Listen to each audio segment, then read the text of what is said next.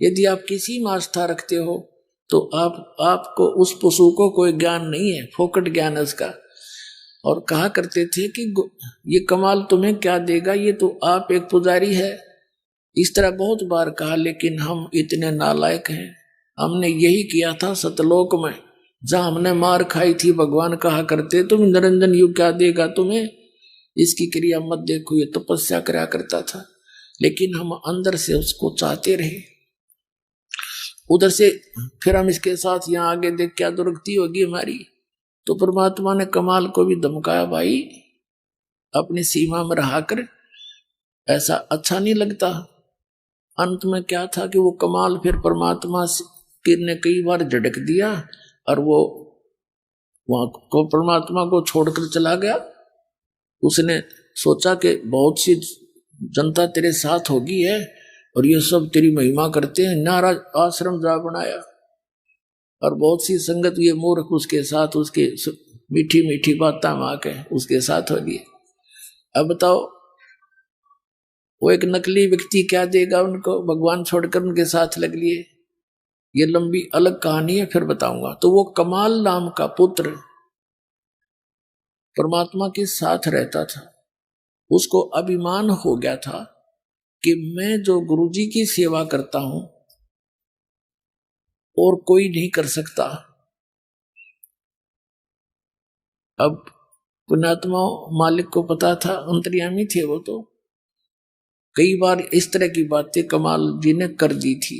भगवान ने कहा था कि अच्छा बेटा, परमात्मा कहा करते बेटा तेने सेवक तो देखे नहीं है मेरे।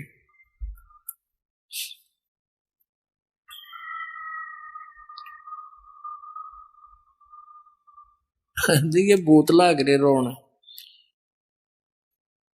अभी न पता लग गया कि सचमुच बहुत बुरी बना है। इनको अब पता लग गया कि सचमुच ये हमारे साथ क्यों बना है। इसलिए बना है कि साधना ठीक नहीं बनी। अब पुण्यात्मा जो हमारे दादे परदादे मर गए, मृत्यु को प्राप्त हुए, वो कौन थे? इंसान न तो थे वह। और वो अब भूप्रेत बनकर भी वो सूक्ष्म शरीर में भटकते रहते, यहीं पर रहते आसपास ही। वो आपको नहीं देख सकते। तो उनके विचार, उनके अंदर श्रवण शक्ति आज तक जो की तो है। वो सब विचार करते हैं। पहले उस गलत ज्ञान को सुनकर उसी में आसक्त थे, अब इस ज्ञान को सुनकर अब वो भी समझने लग गए इनके भूत प्रेत भी सचमुच। या तो बात न्यू बिगड़ी हमारी। एक भक्त कह रहा था जी, एक लड़के में एक भूत उनके पितर आता था, पितर के हो, और वो कहने लगा तुम जा करके कर वहां उसमें चले जाओ बरवाला के अंदर और वहां नाम लो, ना थारी सारे की दुर्गति होगी। ये भूत भी समझने लग गए, अब तुम क्यों पीछे रहते हो, आप भी लगो इस लाइन पर। अब जो प्रसंग चल रहा है, परमात्मा ने उस कमाल की फड़क निकालनी थी। जो मैंने आपको बताया कि वो छोड़कर चला गया, वो तो बहुत बाद की बातें हैं। पहले वो साथ रहता था और उसको इस बात का भ्रम हो गया कि मैं सेवा कर रहा हूं, भगवान की सेवा यू जीव कर सकता है जो सबका पालक। वो तो समर्थ है, सेवा दे रखी थी, कर्म बिगाड़ने नहीं चाहिए, बनाने चाहिए थे। उसको ये भ्रम हो गया था कि मेरे जैसा सेवक नहीं हो सकता कोई। जैसे अर्जुन को भ्रम हुआ था कि मेरे जैसा भक्त सेवक श्री कृष्ण जी आपका नहीं होगा कोई। उसकी फड़क निकालने के लिए कहाँ गए थे? मोरध्वज के घर पे। राजा मोरध्वज अपने पुत्र ताम्रध्वज को राज तिलक देने की खुशी में एक अनुष्ठान कर रहा था, तो वहां चले गए थे। तो उन्होंने वहां उनसे कंडीशन रखी थी कि मेरा शेर मनुष्य का मांस खाएगा। वह कथा आपने सुन रखी है। तो उसने फिर मोरध्वज ने और उसकी पत्नी ने अपने पुत्र ताम्रध्वज को आरे से चीर दिया था और दो फाड़ कर दिए। वो भगवान श्री कृष्ण ने फिर जीवित कर दिया। अर्जुन की फड़क काटी थी कि भाई तूने क्या था मेरे जैसा सेवक हो ना, सेवक तो तूने देखे नहीं। अब देखो पुण्यात्माओं, इसी लीला को गाते गाते सुनते सुनते हम बहरे हो गए कि इस कारण से हमने उनको श्री कृष्ण को भगवान मान लिया। और वही श्री कृष्ण जी अपने भांजे अभिमन्यु को जीवित नहीं कर सका, जो महाभारत के युद्ध में मारा गया था। सुभद्रा के पुत्र थे अभिमन्यु, अर्जुन के पुत्र। पांडवों का कुल नाश हुआ था, सारा कुल पांडव रोए थे, सुभद्रा रोए थी, और कृष्ण रोए बैठ के अपनी बहन के दुख में। श्री कृष्ण जीवित नहीं कर सका। तब धर्मदास ने पूछा था भगवान कबीर जी से, परमेश्वर जी से, कि ये क्या कारण था, फिर आप ही समाधान बताओ। परमात्मा ने कहा कि मोर ध्वज के पुत्र तामर ध्वज की आयु शेष थी, उसको मार के जीवित कर देना ये कोई बड़ी बात नहीं है, तो आम संत कर देता है, ऐसी बात है, जादूगर कर देता है। लेकिन अभिमन्यु की श्वास शेष नहीं थे, आयु शेष नहीं थी, इसलिए फेल हो गए। और परमात्मा कबीर जी ने उन दोनों बच्चों की आयु शेष नहीं थी, वो दोनों की बढ़ा दी। तो समर्थ कौन? समर्थ का शरणाग हो रंग होरी हो, और कदे ना हो अकाज राम रंग होरी हो। तो इस तुलनात्मक तरीके से ही हम अपने भगवान की समर्थता से परिचित होंगे। ये अमर कथा जो दास सुना रहा है, ये छुपा दी गई थी, इसको ऊपर नहीं आने दिया था नकली आचार्य और शंकराचार्य और मंडलेश्वर ब्राह्मण गुरुओं ने। ये इन कृष्ण और राम की महिमा सुना सुना कर बहरे कर दिया, जरो अमर है, सर्वेश्वर है, महेश्वर है। ये खुद कहते हैं हमारा नासवान, हम नासवान है, जन्म मृत्यु होती है। फिर इनकी कितनी दुर्गति देखो, अब कहाँ कहाँ कैसे अंत हुआ इनका। तो ज्ञान बिना हम इनको, यानी 10 के रुपए के नोट को 1000 का मान रहे थे, ये समझ कर चलो। अब क्या हुआ, वो कमाल की फड़क निकालने के लिए परमात्मा ने कहा भी मैं भ्रमण के लिए जा रहा हूं, सब भक्तों के घर पे देख के आते हैं किसकी आस्था कितनी है, कोई चलेगा मेरे साथ। एक शेख फरीद जो परमात्मा के शिष्य होकर उनके साथ रहा करते थे, पहले वो एक वाजिद जी, वाजिद, हाँ शेख फरीद भी, और कमाल दोनों कहने लगे जी हम चलेंगे। अच्छा भाई चलो। अब उधर से वो वार्ता चल रही थी, शिव प्रार्थना कर रहा था बार बार, हे भगवान एक बार दर्शन दे दे गुरुजी, तो मैं मेरी खुशी का ठिकाना नहीं रहे, और सब बच्चों को बता दूंगा हमारे घर पर देख लो गुरुजी आए थे, तुम झूठ बोलते थे, वो स्वार्थी है। इतने कह ही रहे थे और बच्चा आंखों में आंसू भरकर ऐसे बोल रहा था। तभी से बाहर खड़े होकर के परमात्मा ने आवाज लगाई कि भाई कोई है घर पे। अब झोपड़ी थी, एक तो जैसे लंबे लंबे घेर वैसे घेर लिया करते स्थान, चारों तरफ बाड़ लगा रखी थी, एक मेन गेट सा बना कर लकड़ी का, वही एक झोपड़ी डाल रखी थी, और एक रहने का पीछे झोपड़ी डाल रखी थी, बीच में 50-100 फुट का अंतर था। वो पीछे बैठे बातें कर रहे थे, आगे बैठने के लिए अलग से अतिथि के लिए बना रखी थी वह झोपड़ी, वहां मेन गेट था उनका। तो दोनों एक वो सावधान से हुए, नेकी कहने लगी कि गुरुजी जैसी आवाज आ रही है, बाहर बोल रहे हैं। अब सम्मन कहने लगा गुरुजी यहाँ कैसे आएंगे, कैसे हो सकता, हम चर्चा कर रहे थे ना, इसलिए हमारे कानों में वही आवाजें गूंज रही हैं। थोड़ी सी देर में फिर आवाज लगाई कि भाई है कोई घर पे सम्मन, अरे सम्मन। अब वो कहने लगी आवाज गुरुजी की है। अब दोनों तीनों भाग लिए बाहर को देखने के लिए। क्या देखा सामने, वो 3 संत खड़े हैं, 2 भक्त और एक परमात्मा खड़े। अब उनको विश्वास नहीं हो रहा कि गुरुजी और हमारे द्वार, गरीब के द्वार पर, मतलब गरीब अमीर से नहीं, गुरुदेव आगे इतनी श्रद्धा। वो ऐसे हो गए जैसे स्वप्न देख रहे हो, आंखें फाड़ फाड़ कर। काफी देर तक, कुछ सेकंड के लिए ऐसे सब स्तब्ध से हो गए। तब उसने, कमाल ने कहा कि गुरुजी को अंदर भी चलने की कहोगे या यहीं खड़े रखोगे? तो वैसे आंख से मसल कर देखा, चरणों में गिर गए तीनों के तीनों। और अब महाराज अंदर बैठो, हे भगवान आज ही चर्चा कर रहे थे, आप तो अंतर्यामी हैं, आप तो पल पल की आवाज सुनते हो, आपका बच्चा आज ही याद कर रहा था आपको। वहां बाहर वाली बैठक में बैठा दिए 14 फड़ी में, जैसा भी फटे पुराने कपड़े उनके पास उपलब्ध थे गरीबों के, मालिक बैठ गए सौंकते। अब समन ने जल करवाया, जल पानी पिलाया, चर्चा करते रहे। भगवान बड़ी दया करी, कैसे दया करी गरीब की झोंपड़ी पर, आप तो समर्थ हैं दाता, आज ही आपकी बच्चा आपको याद करा था। ऐसे चर्चा चलती रही, काफी देर भी समय बीत गया। फिर समन ने कहा कि भगवान भोजन की सुनाओ। परमात्मा ने कहा भी रोटी खावांगे, भूख लग रही है, भोजन प्रसाद करेंगे। अब समन आया घर पे अपनी पत्नी के पास और कहा गुरुजी भूख लगी है, पैदल चल कर आए, खाना बनाओ। अब नेकी कहने लगी कि घर पे तो आज आटा नहीं, एक रोटी का भी आटा नहीं है। तो समन ने कहा जाओ किसी से उधारा ले आओ, मांग ला उधारा। वो कहने लगी मैं पूरी आसपास जहां जहां भी मुझे आशा थी उनके पास मैं जा चुकी हूं उधार मांगने के लिए, सबने मना कर दिया। तो समन कहने लगा कि ला तेरी ये चूंदड़ी जो ओढ़ रखी थी, चीर, ये तेरा कपड़ा, इसके गिरवे रखा हूंगा, मैं ले आता हूं कहीं से। वो कहने लगी मैं इसको लेकर गई थी गिरवे रखने के लिए, ये फटी हुई एक दो जगह से, किसी ने नहीं दी।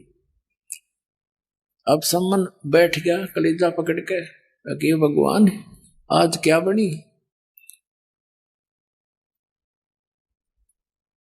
प्रथम बार परमात्मा आए और आज ये भूखे जाओगे, हे भगवान इस पापी को ऐसे दारिद्र में जन्म दिया, मैं अपने भगवान को भोजन नहीं करा सकता, न रोए बुरी तरह।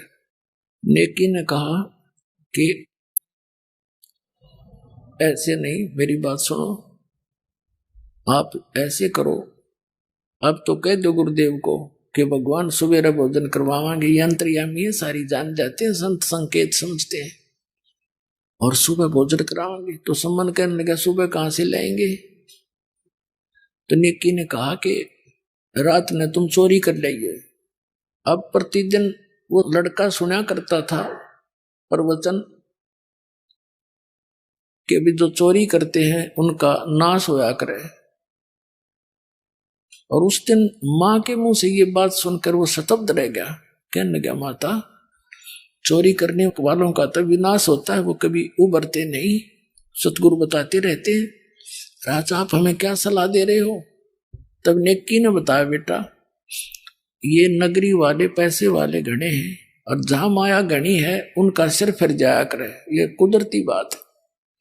कबीर साहब कहते हैं टोटे में भक्ति करे सोए सही सपूत, ये मायाधारी मस्करे ना जाने कितने जालिए ऊते।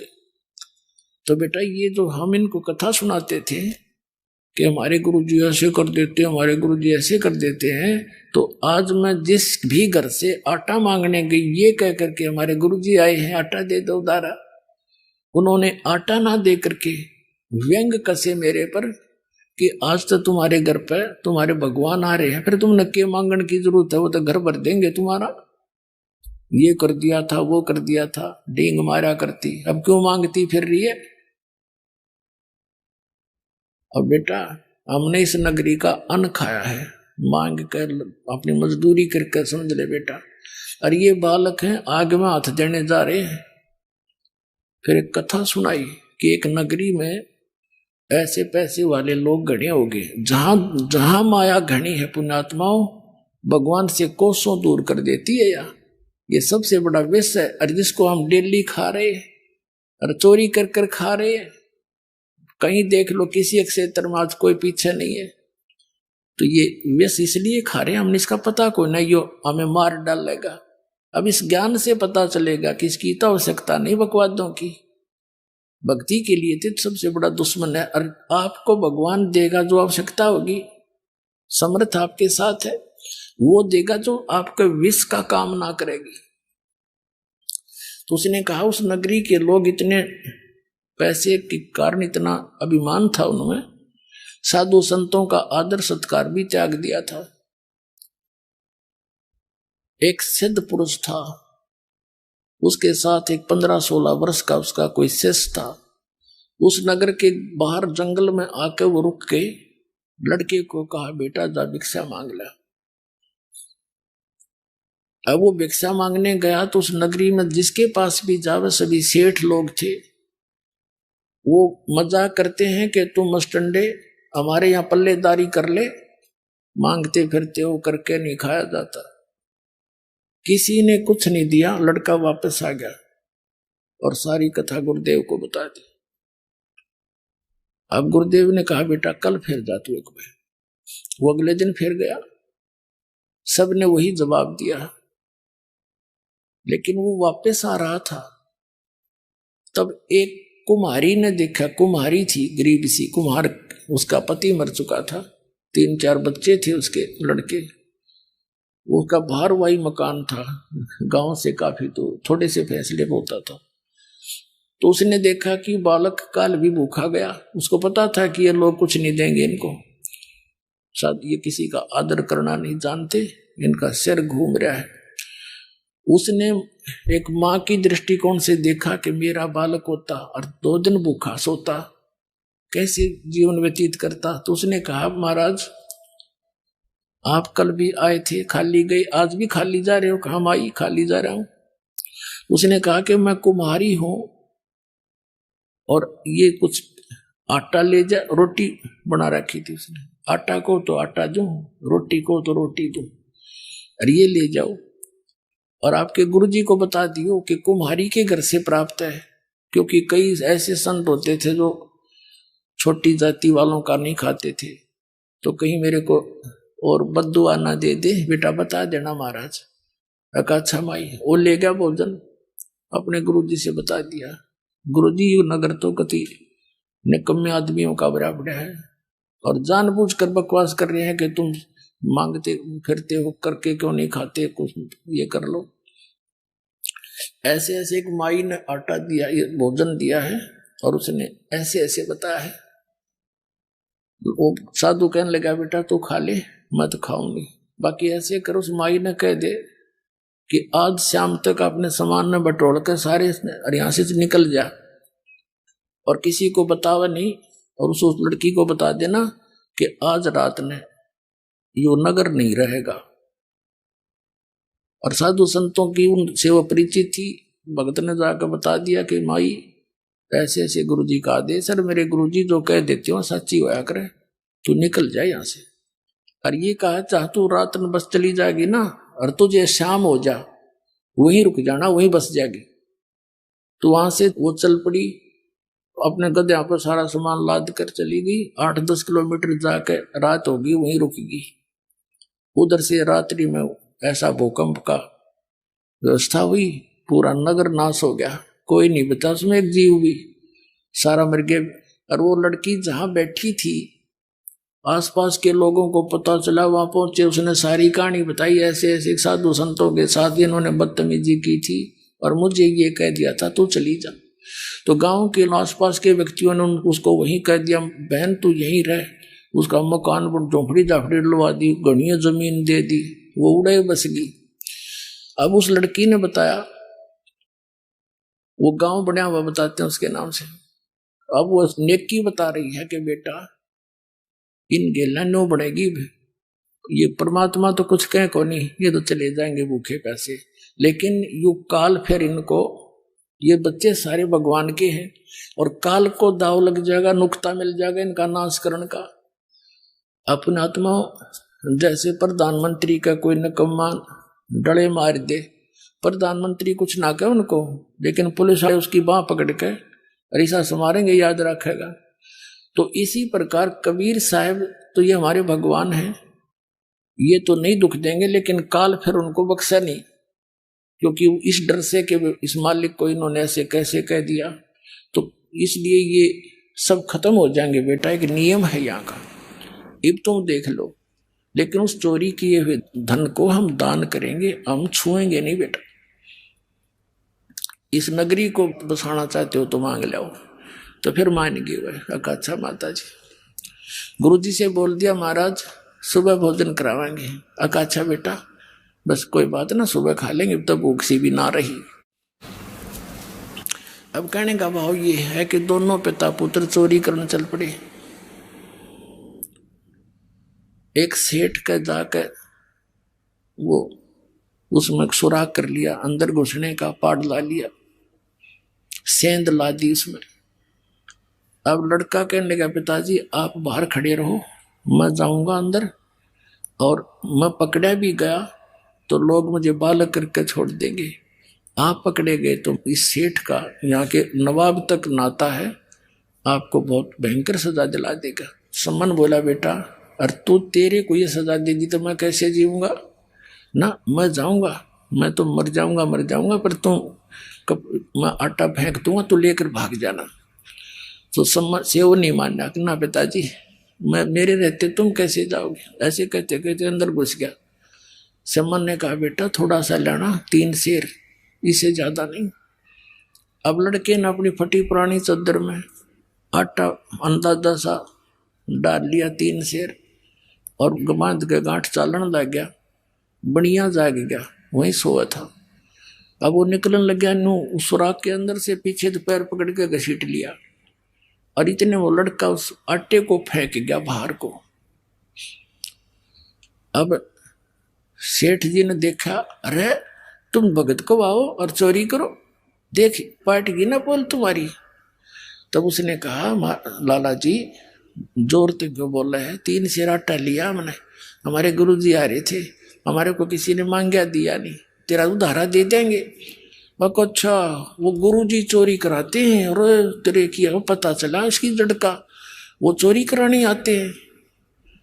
अब सेऊ ने सोची देख अब यह और बात बिगड़ गई, गुरुजी को भी सजा दिवाओगे तो बड़े नकम्मे आदमी भाई। उधर से फिर सम्मन लेकर आटे को गया, नेकी ने पूछा पुत्र कहाँ है, उसने बताया कि वो तो लाला जी ने पकड़ लिया और बांध दिया खंभ के। अब नेकी ने क्या सोचा कि देख कैसा जुल्म होगा गुरुजी के साथ, लोग लड़के ने पहचानेंगे कि सम्मन का लड़का है, और फिर यहाँ आएंगे न कहेंगे ये इनके गुरुजी चोरी कराते हैं। तो वो क्या कहने लगी कि तू वापस जा और ये चक्कू ले जा, लंबा सा करद थी इतनी लंबी हो रही है वो वक्स काटने की। नो बोली जाकर लड़के का सिर काट लिया, एक बात बाहर करने के बहाने बाहर गर्दन निकलवा लिए और सिर काट लिए। फिर सेठ इस बालक ने घर नहीं रखे, घर पे छाण मना होगा किसी का, किसका सही सिर किसका है ये सब, और लाला जी घर रखे को ना कि मर्डर का केस लगेगा उस पर, तो ऐसे ही कर दे। वो लेकर कर दो वापस चला। उधर से उस लड़के के मन में यह प्रेरणा कि तो जुल्म होगा, कल गुरु जी को तो सजा दिलाएंगे निकम्मे, और इस कारण से हम बच सकते हैं। तब सम्मन आया और कहा सेऊ बेटा एक जरूरी बात है तेरे कान में बताऊंगा, गर्दन बाहर निकाल ले एक बार लाला जी से प्रार्थना करके। अब सेऊ ने कहा लाला जी बाहर मेरा पिता खड़ा है, कोई जरूरी काम बताओ है और मुझे एक बार बात कर लेने दे। सेठ बोला तू भाग जाएगा? अगर नहीं कसम मुझे मेरे रस्सा ढीला कर दे पैर पग बांध के और फिर भाजूंगा नहीं, सिर्फ बात करूंगा। सेठ जी ने सोचा ले कर लेने दे बात, ढीला रस्सा कर दिया और सेऊ ने बाहर सिर निकाला। अब पिताजी था हाथ पाछे का पीछे रह गया, छुपा रखी थी वह छुरी, करद छुपा रखी थी काटने की, नहीं हाथ उठा आगे को। कुछ देर के लिए सतब्ध सा हो गया। तब सेव ने कहा कि पिताजी मेरी गर्दन काट ले, और लाला जी तो गलत बोल रहा है, गुरुजी के साथ आपत्ति कर देगा। अब सम्मन और को यहां तक कह दिया कि अगर तू मेरा बाप है ना तो मेरी गर्दन काट ले, नहीं तू मेरा बाप नहीं है। इतना कहते उस सम्मन में भी जोश आ गया, बस एकदम तैस में आकर लड़के का सिर काट के और चोटी तो पकड़ ले गया। अब लाला जी ने देखा पापा छन घसीटा तो सिर नहीं उसका, वो डर गया, अब तेरा भी 302 का मुकदमा बनेगा। अब उसने घसीट कर उस लड़के की लाश को रातों रात जंगल में बाहर जाके, एक पजावा होता था, पजावा ये कुम्हार लोग पहले ईंटें बनाते थे उसके ऊपर चारों तरफ वो खड्डे से होते थे मिट्टी खोदने के, उसमें डालाया। अब जब वो संबंध सिर लेकर घर पे आया, नेकी ने कहा कि कर ले, कहा ठीक है, रख दे इसको, अलमारी में रख दे और वापस जा। नेकी बोली वापस जा, लाला जी उस लाश को घर नहीं रखेगा, वो किधर बाहर घेर का होगा। और उसकी घसीट देखकर, उसकी लकीर देखकर, लाइन देखकर जाना तो चिन्ह के साथ साथ उसने जाकर देखा, सचमुच लाला जी तो घसीट कर ले जा रहा था। कच्चे रास्ते होते थे पहले, लाला जी तो आके घेर के डाल के उसको और अपना जो सुराख था उसको बंद करके और उस पर रेत रात छड़क के ऐसा कर दिया जैसे कुछ नहीं हुआ था। बैठ के भीतर वो उसको लड़के की शव को उठा लिया रातों रात। ऐसे सारे प्रोसेस में उनको सुबह हो गया, यानी घंटा 1.5 घंटा रह गया सूर्य उदय होने में, घंटा का। वो लड़का ला के शव डाल दिया कोठे में पिछली साइड में और ऊपर फटे पुराने कपड़े डाल दिए और अलमारी में सिर रखा था लड़के का, कपड़े में लपेट के। अब नेकी बोली मैं खाना बनाती हूँ, गुरु जी को कह दो जी भूख लाग रही होगी आपको, भोजन खा लो और भोजन खा के चले जाएंगे, जनता किसी ने पता नहीं लगेगा। अब क्या हुआ, भोजन बना दिया, सम्मन ने प्रार्थना करी, 3 पात्रों में डाल दिया। 3 जने थे, परमात्मा थे, 2 उसके सेवक थे उनके, और बैठ के जैसा भी बोरी बारी थी आसन डाल दिया। परमात्मा ने कहा बेटा इनको 6 जगह कर दो, सारे बैठ के इकट्ठा खावांगे। अब सम्मन ने सोची अब बात खुलेगी, गुरुजी को पता लग गया तो ये रोटी नहीं खाएंगे, घर पर लाश और ईट खाना कैसे खाएंगे, ये तो बहुत बुंडी बनी भाई, हम तो फिर अधूरे रह गए, भोजन नहीं करवा सके परमात्मा को। अब उसने क्या किया, 5 में डाल दिया, 5 में, और बैठ के परमात्मा ने कहा एक और, इसी को 1 में और बनाओ, इसी में से 5 बनाओ, 6 बना दो। तो समन ने कहा जी बच्चा तो कहीं खेलने गया होगा, पता नहीं कब आएगा, अकना मैं जो कहूँ ऐसे कर दो बच्चा। अब उन्हें कर दिया। तब परमात्मा ने आवाज लगाई कि आओ सेऊ जीम लो, ये प्रसाद प्रेम, बेटा सिर कटा करें चोरों के, साधों को न तकसेम।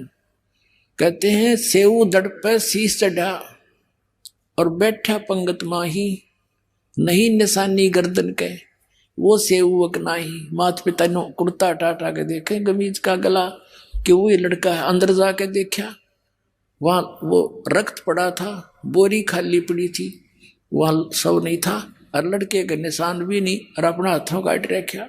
कहते नहीं गिराया गर्दन पे यो ओ सेवक नाही। बोलो सतगुरुदेव।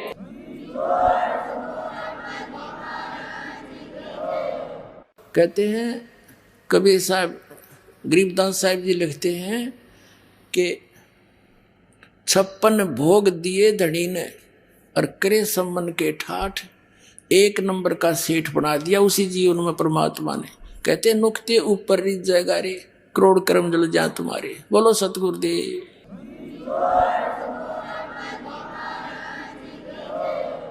अब सम्मन के मन में ऐसी चोट लगी कि हे भगवान जब मेरे धन होता मन पुत्र नहीं काटना पड़ता, हे भगवान मेरे पास धन होता मन बेटा नहीं काटना पड़ता।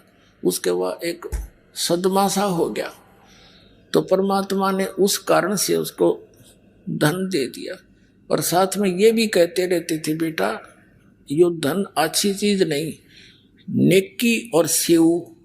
उनका तो बात आ गई समझ में, उन्होंने तो उस धन का की तरफ ध्यान नहीं रखा, अपना मोक्ष चाहा, वो दोनों तो मुक्त हो गए। अब सम्मन के रहेगी कसरवा, अगले जन्म में फिर वो 9 शेरवा का बादशाह बनाया, राजा बना अगले जन्म में। उससे अगले जन्म में फिर अब्राहिम सुल्तान अधम बलख बुखारे का राजा बना। फिर जाके परमात्मा ने फिर वह हंस पकड़ा, अरे नकम्मे मैं कितना ज्ञान दिया करता, तो फिर वहीं का वहीं रह गया। तो पुणात्माओं इन सारी कथाओं को, ये कोई डूम बाट के गीत नहीं, ये परमात्मा के चरित्र है। इनको सुनने से भी पुण्य होता है, इनके अनुसार आचरण करने से लाभ होगा। अब हम आते हैं उस प्रसंग पे। तो वो प्रसंग बीच में आ गया था कि भगवान पर विश्वास करने से नुक्ते ऊपर रिझ जाएगा, रे करोड़ कर्म जल जाए तुम्हारे।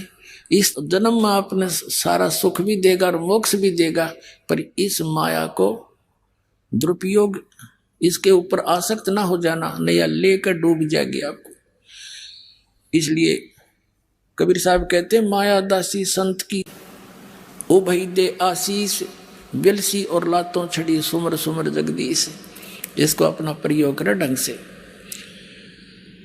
अब क्या बताते हैं, धर्मराय दरबार में दई कबीर तलाक, मेरे भूले चुके हंस को तू पकड़िए मत कजाक। कजाक ए निकम्मी आत्मा, ए निकम्मे, जैसे ने कहा ना बड़ा अफसर छोटे को खबरदार देते ने ऐसा कर दिया, तो कहता है जी सर, अगर नहीं जी ऐसा नहीं करूंगा। तो धर्मराज को, यहाँ के चीफ जस्टिस को, इस ब्रह्मांड के चीफ जस्टिस को कबीर परमात्मा ऐसे डांट लगा रहे हैं। और वो क्या कह रहा है, बोले पुरुष कबीर से धर्मराय कर जोड़े, तुमरे हंस को पकड़ो नहीं मुझे दुआ ही लाख करोड़े। आपके हंस ने नहीं पकड़ू दाता। फिर क्या बताता है कि जिन्होंने आपकी शरण में आने से पहले जो पाप इकट्ठे कर रखे हैं, ये परमात्मा उनके आधार से तो मैंने उनको दंडित करना पड़ेगा, मेरा विधान है। तब परमात्मा ने कहा था, कर्म भरम ब्रह्मांड के मैं पल में करहूने से, जिन हमारी दो ही दई सो करो हमारे पैसे। मेरे हंस का तू लेखा जोखा मत कर देना, जिसने तेरे उनके जो पहले किए हुए पाप हैं 1 मिनट में सब नाश कर दूंगा, खत्म कर दूंगा, कैंसिल कर दूंगा। कहते हैं जब ही सतनाम हृदय धरो भयो पाप को नाश, जैसे चिंगारी अग्नि की बाई पड़े पुराने घासे। तो लाखों टन घास पड़ा हो सूखा, एक माचिस की सीख जला कर लगा दो, सारे को फूक कर राख बना देगी, चलेगी आंधी तूफान, साफ हो जाएगा, समाप्त हो जाएंगे। तो परमात्मा कहते हैं मेरे हंस की जो पहले के कर्म हैं तेरे अकाउंट से मैं खत्म कर दूंगा। क्या बताते हैं, शिव मंडल ब्रह्मापुरी चाहे विष्णु लोक में हो, हमरे गुण भूले नहीं तो आन छुटाऊं तो। अपना आत्माओं आप धीरे धीरे समझ जाओगे। अभी तो बच्चे हो, कोई पहली कक्षा का है, कोई दूसरी कक्षा का, किसी ने आज प्रवेश ही पाया है। और जो पुराने हो गए उनके हृदय में दास जो वचन बोलता है सारी 100% सत्य सिद्ध होते हैं, स्वीकार्य होते हैं, आपको भी हो जाएंगे। यो ज्ञान आज तक आपने सुना है को नहीं है, पूरे विश्व में ज्ञान नहीं। अब क्या है, ये है वो प्राइम टाइम मोक्ष का और भक्ति यथार्थ कराने का। आपकी परमात्मा के बच्चों से परमात्मा ने अब भक्ति करानी है। पूरे विश्व के प्राणी जो मनुष्य शरीर धारण करते रहेंगे उनको ये सतनाम मिलता रहेगा और इसी से मोक्ष होना था। ये अभी तक छुपा रखा था। ये सतनाम आज तक इस दास के अतिरिक्त या उन महापुरुषों के अतिरिक्त जिन्होंने सीधे भगवान मिले थे उनको दिया था सतनाम, जाप भी दिया था, सार नाम भी बताया था, लेकिन उनको आगे देने को मना कर दिया था, किसी को जिक्र भी नहीं करना। धर्मदास मेरी लाख दुहाई, ये सार शब्द की दबार न जाई, सार शब्द बार जो पढ़ी या बिचली पीढ़ी हंसनी तरही। ये बिचली पीढ़ी आएगी, प्रथम पीढ़ी थी जो परमात्मा आए थे 600 वर्ष पहले, और ये बिचली पीढ़ी अब हजारों वर्ष चलेगा ये सतमार्ग, और पूरे विश्व में सतयुग जैसा माहौल बनेगा। इस माया की दौड़ से वापस हटेंगे, प्यार से रहा करेंगे, सबको पता चल जाएगा हम कहाँ बैठे हैं और क्या इकट्ठा कर रहे हैं। जब भगवान को खोजते किस लिए हैं कि वो हमें सुख दे, हमें निर्धन को धनी करे, तो फिर ये भगवान मिल गया क्यों ना करेगा, वो गुण उसके अंदर विद्यमान है। तो फिर हमें विश्वास होगा, रोज सुख होंगे तब विश्वास भी होगा। सुख जब होंगे जब हम दृढ़ रहेंगे, भगवान को छोड़कर अन्य किसी की उपासना नहीं करेंगे, नियमित रहेंगे, सारे सुख आपको डेली दिया करेगा, न्यारे न्यारे पल पल पर आपको दिखाएगा कि ये मैंने सुख दिया है, ये मेरा किया हुआ काम है, तुम्हारा यहाँ पृथ्वी पर नहीं हो सकता था। तो फिर क्या होगा, तो ये वो समय है। और इस समय में आपको वो तीनों टाइप का कंप्लीट कोर्स मिल गया। प्रथम मंत्र,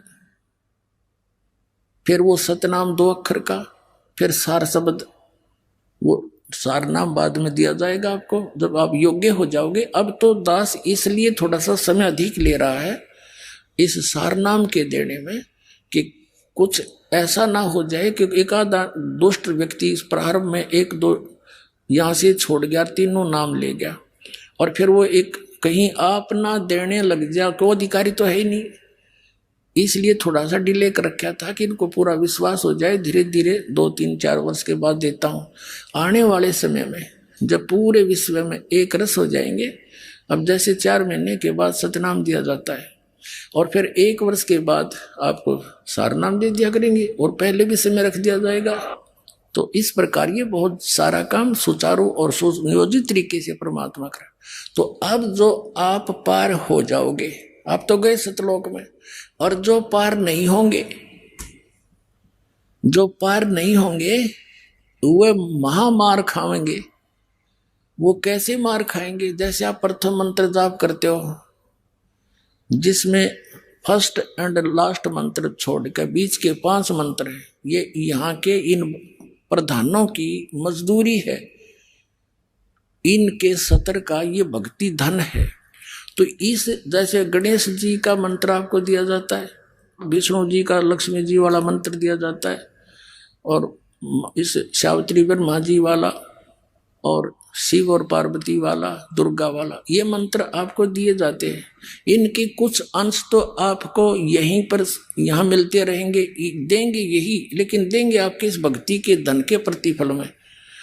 फिर आपके पास इनके अकाउंट में, इनके बैंक में घना धन बच जाएगा आपका, पार नहीं हुए थे। तो फिर ये क्या करेंगे?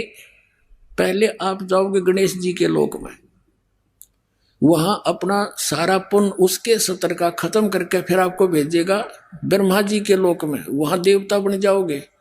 वहां पुण्य खत्म करके फिर जाओगे विष्णु जी के लोक में, विष्णु जी के उस मंत्र का कमाई आपकी खत्म हो जाएगी। फिर जाओगे शिव के लोक में, वहां गण बन जाओगे देवता। स्वर्ग में, वहां स्वर्ग है, उनके अलग से रेस्टोरेंट है और वो आपसे चार्ज करते हैं। जैसे रेस्टोरेंट वाला किराया नारा लिया करे और खाने का नारा उसमें दुगना तिगना जोड़ के आपसे लेता, ऐसे वहां ये रेस्टोरेंट है इनके। फिर वहां खत्म होने के बाद दुर्गा जी के लोक में, वहां देवता बनोगे। और जब आप हो जाओगे कंगाल, आपको नरक में, नरक से पीछा छुटकर फिर आपको पृथ्वी पर कई 1000 वर्षों तक, और फिर सतनाम का जो रह गया और सार नाम की कमाई आपको मिल गिर, वो नहीं पार हुई। ये नहीं है कि सार नाम मिल गया पार हो गए, अंतिम सांस तक मर्यादा में रहोगे तब पार होगे। तो फिर उनको उसके लिए इस काल ने क्या कर रखा है? इस ब्रह्मलोक के अंदर, एक ब्रह्मांड में नकली सतलोक, अलखलोक, अगमलोक, अकैलोक बना रखे। तो आपके उस भक्ति धन को वहां नाश करवाता है। तो इस प्रकार वो प्राणी तो हजारों युगों तक नीचे नहीं आएगा, कति चूस के उसको भक्ति धन नष्ट करके थोड़ा बहुत बचे हुए को यहाँ पटक देगा। फिर यहाँ पृथ्वी का राजा बन जाएगा, फिर नरे पाप कमाओगा और फिर गधा बन जाएगा। तो यह विरान माटी होगी जो ईब फिसल गया। तो सावधानी बरतियो और चलो सतलोक में। बोलो सतगुरुदेव।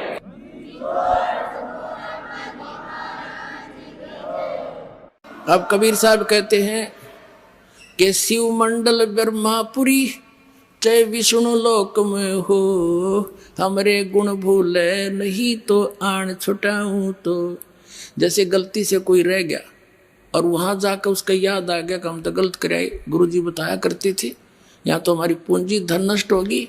अगर वहां भी आप पुकारोगे मालिक को, कहते वहां से भी छुटा लाऊंगा तुमको और पुनः फिर भक्ति प्रारंभ करा दूंगा। इतना समर्थ है ये परमात्मा। बोलो सतगुरुदेव।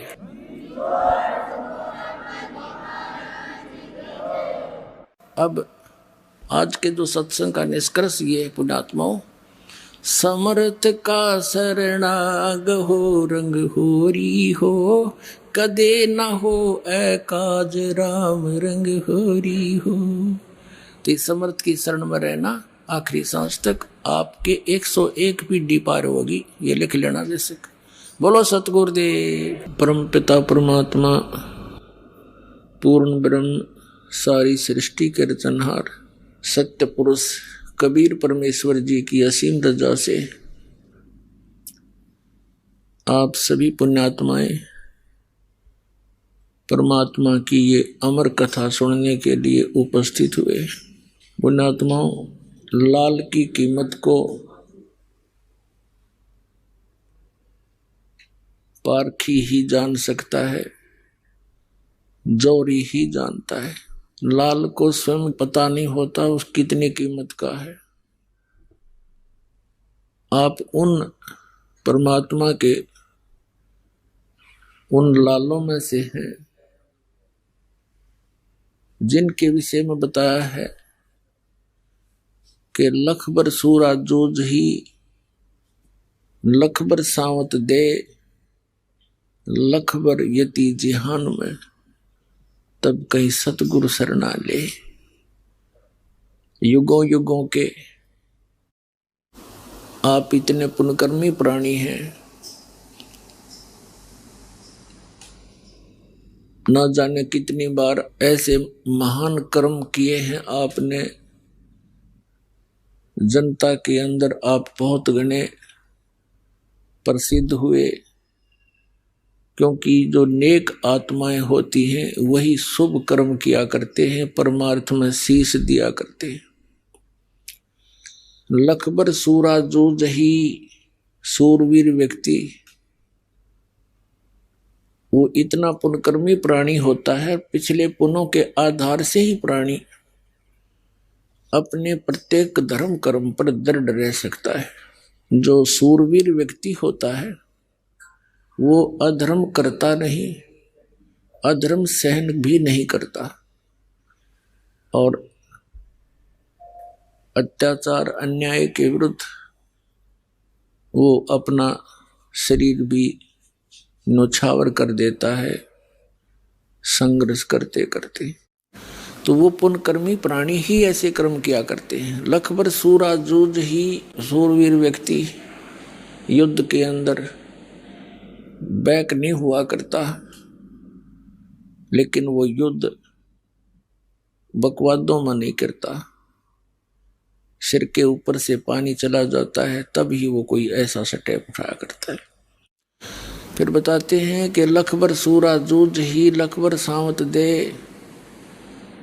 अब तो पृथ्वी पर शायद ही कोई व्यक्ति हो, क्योंकि कलयुग का ये बहुत खराब समय चल रहा है, इसमें ऐसे व्यक्तियों का जन्म शायद ही हो। पहले बहुत होते थे, जिस व्यक्ति के दोनों हाथ घुटनों से नीचे तक लंबे हों या एक हाथ हो, उनको सावत बोला करते थे। वो बहुत पुण्यकर्मी प्राणी होते हैं और वो भी बहुत धार्मिक होते हैं, सहनशील होते हैं, कभी किसी को कष्ट नहीं देते, और राज्य पद पर भी प्राप्त हो जाते हैं तो भी वो जनता को अपने बच्चों की तरह रखा करते हैं।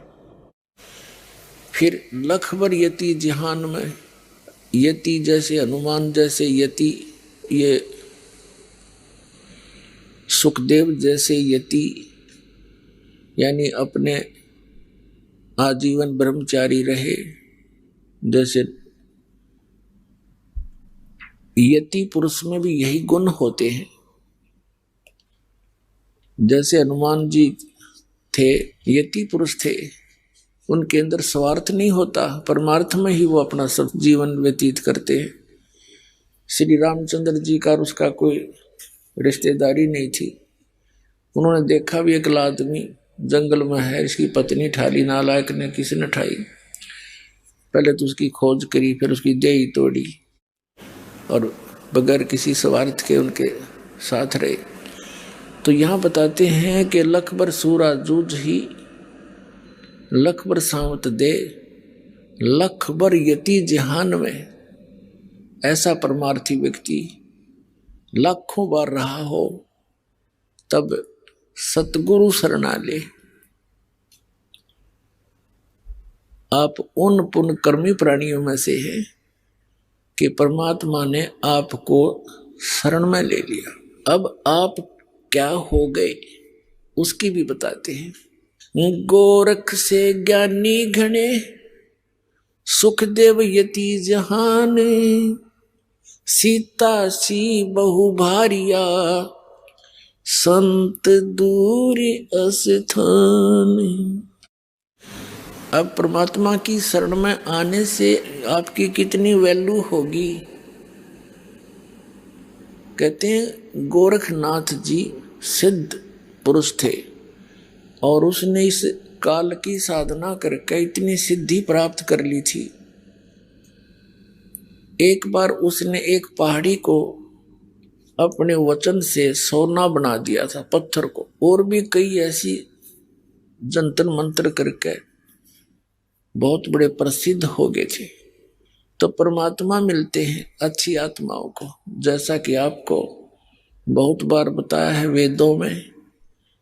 ऋग्वेद मंडल नंबर 9 सूक्त 86 के मंत्र 26 और 27 में, ऋग्वेद मंडल नंबर 9 सूक्त 82 मंत्र 1, 2, 3 में, और भी अनेकों स्थानों पर ये परमात्मा की लीला में लिखा है कि वो ऐसे लीला करता है। सतलोक में रहता है, ऊपर तेजों में, सतलोक पर, वो तेजों में जो सतलोक है वो भी स्वप्रकाशित है, जैसे हीरे और मणि अपने आप प्रकाशित होते हैं। वो एक भूमि है, एक पृथ्वी है सतलोक, और उसमें वहां परमात्मा रहता है एक बहुत बड़े गुम्बज में, बहुत बड़े, और सिंहासन पर विराजमान है, मनुष्य सदृश है, सिर पर मुकुट है, ऊपर सफेद छत्र है दाता का। वो कबीर परमात्मा जिसको सतपुरुष भी कहते हैं, सतपुरुष, अमर पुरुष और परम अक्षर पुरुष, परम अक्षर ब्रह्म, ये तो इनकी पदवी के नाम है, और उनका वास्तविक नाम, शरीर का नाम कबीर है, कबीर देव। कबीर